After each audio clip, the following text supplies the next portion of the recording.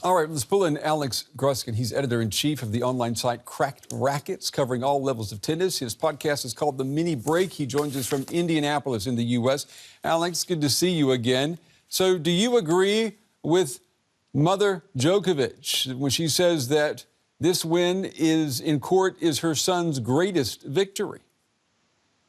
Well, I suppose at least it's still a court, so that may count for something. But I think the most unfortunate part of this situation, and you guys did such an eloquent job laying it out there, is that Djokovic has taken on the symbol of political martyr. And there are so many fantastic things to explore about Novak Djokovic playing in Australia. The fact that he's pursuing career Grand Slam number 21, which would set the record on the men's side. The fact that Novak Djokovic at this continued age, I believe he turns 35 this May, continues to play near the peak of his performance. There's so much to celebrate on court.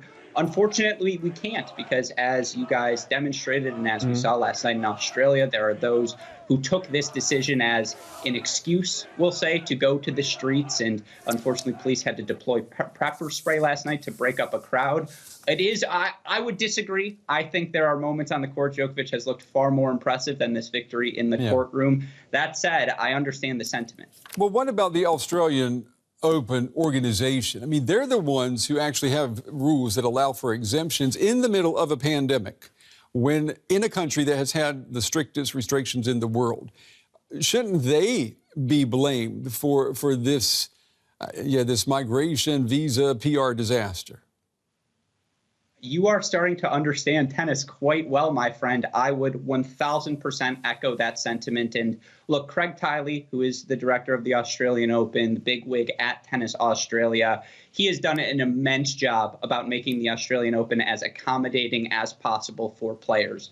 There is no doubt he overstepped his boundaries on this one, overextended. And the key question so many of us are asking is, what exactly did Craig Tiley tell Novak Djokovic? Because, of course, the most obvious solution, the most commonly repeated solution, would have been for Djokovic to get vaccinated. Now, if he was told by Craig Tiley, I have spoken with the Australian government, we have clarified what is, what isn't allowed, your case is going to be an exception, then you can understand Djokovic's confoundment with his entire situation. So absolutely, I think there are people in Tennis Australia who have to be held accountable, and I anticipate those questions will continue to be asked over the course of the next few weeks. Yeah, and the Australian government right now has mud on its face, if you will. Novak Djokovic, he probably will get a cool reception if he does end up playing, but it doesn't change the fact, though, that because of this, everyone in the world is going to be watching it when he walks onto that court. That's going to make a lot of money for the Australian Open, isn't it? Well, that's exactly what Craig Tiley was counting on with Novak Djokovic's inclusion into this event. And again, it's always worth prefacing, he is chasing history.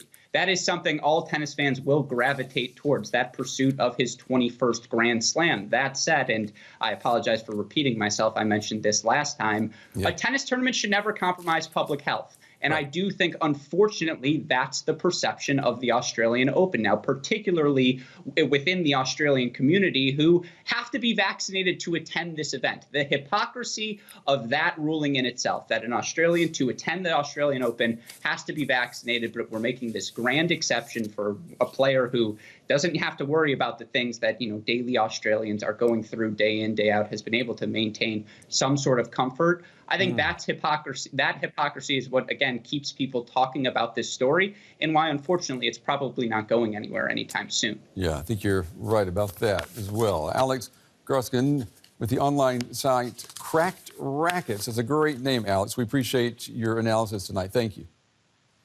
Thank you for having me.